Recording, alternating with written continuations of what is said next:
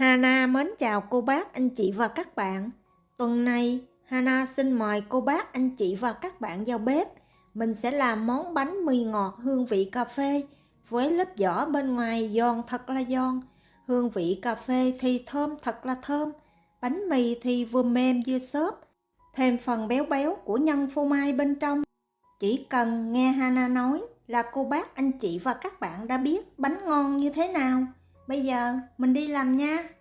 Để làm phần bột, trước tiên mình sẽ cho 2 cái trứng gà vào cối trộn bột, sau đó đánh tan.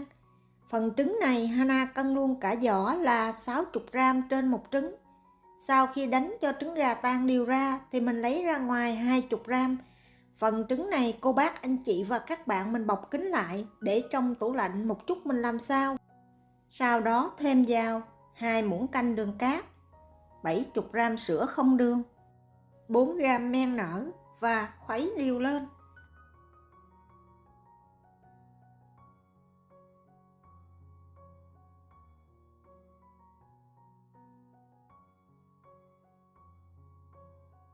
Bột mì thì Hana sử dụng loại bột để làm bánh mì.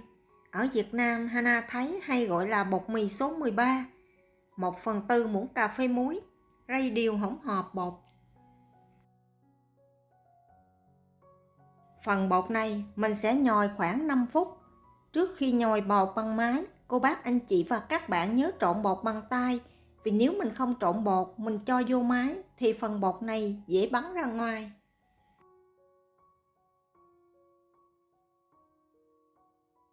Mình sẽ nhồi bột ở tốc độ trung bình, không thấp cũng không quá cao.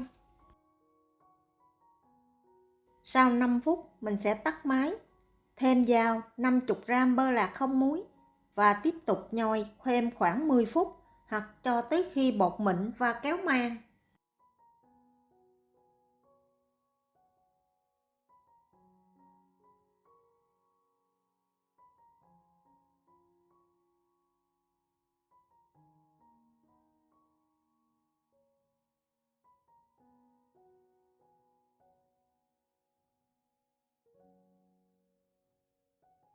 Sau 10 phút thì mình sẽ tắt máy, chống dính bột bằng dầu ăn, cuộn tròn khối bột lại và ủ cho tới khi khối bột nở gấp đôi.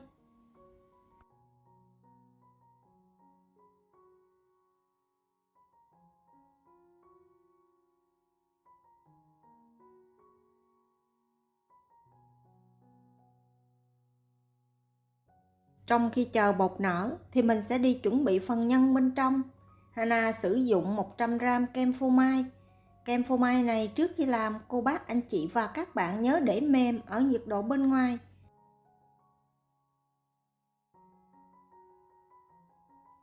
Thêm vào kem 1 muỗng canh đường cát loại hạt nhuyễn và trộn cho tới khi hỗn hợp thật là hòa quyện với nhau.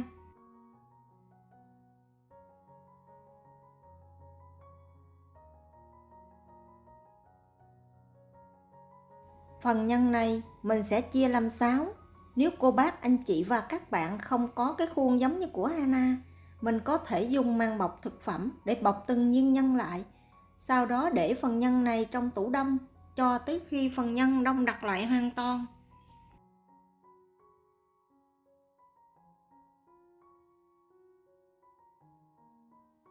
Tùy theo thời tiết mà phần bột của cô bác, anh chị và các bạn ủ nhanh hay ủ chậm. Phần bột này Hana ủ khoảng 1 tiếng. Công thức hôm nay mình sẽ làm 6 cái bánh mì cà phê. Vì vậy phần bột này mình sẽ chia ra 6 phần. Mỗi phần Hana cân được khoảng 70g.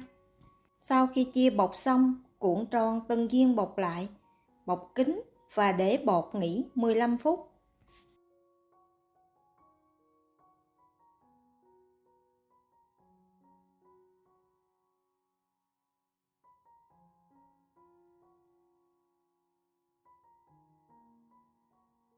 Sau 15 phút, viên bột nào làm trước thì cô bác, anh chị và các bạn lấy ra trước. Mình sẽ ấn dẹp bột, cho từng viên nhân vào và gói lại. Phần này cô bác, anh chị và các bạn nhớ túm kỹ mép bột để một chút mình nướng không bị xì nhân ra ngoài.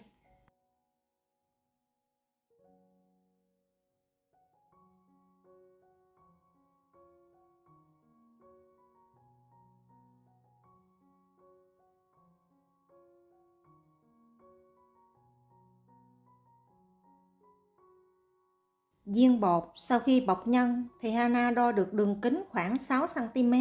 Mình sẽ để nơi kín, không bị gió lùa vào và ủ cho tới khi bột nở khoảng 8 cm. Thời gian ủ của Hana cũng khoảng 1 tiếng. Trong khi chờ bột nở thì mình sẽ đi chuẩn bị lớp cà phê bên ngoài. Hana sử dụng 2 muỗng cà phê bột cà phê hòa tan và 1 muỗng cà phê nước nóng. Mình sẽ khuấy đều. Sau đó cho 20 g trứng gà lúc nãy mình chừa lại vào, khuấy đều lên và để qua một bên.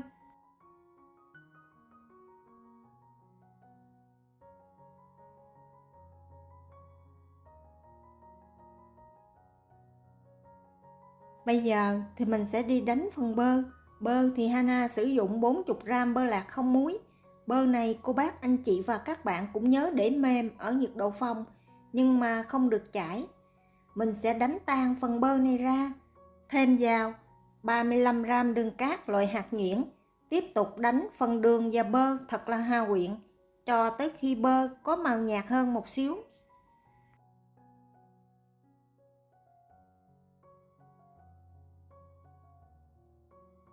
Khi bơ đã chuyển sang màu nhạt hơn thì mình sẽ cho từ từ phần trứng và cà phê vào trộn đều. Phần này cô bác, anh chị và các bạn chia làm 3 phần. Nếu mà mình cho vào một lần thì phần bơ này sẽ rất là dễ bị loãng ra.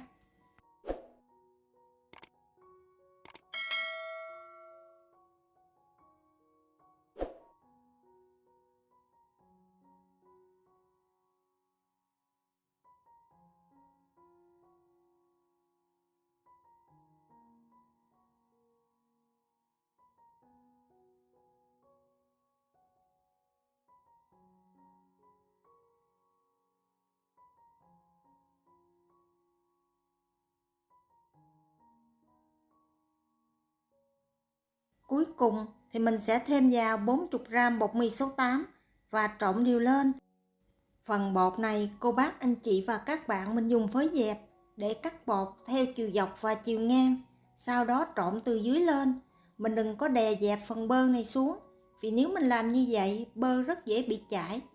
Tiếp tục trộn như vậy cho tới khi hỗn hợp thật là hòa quyện với nhau.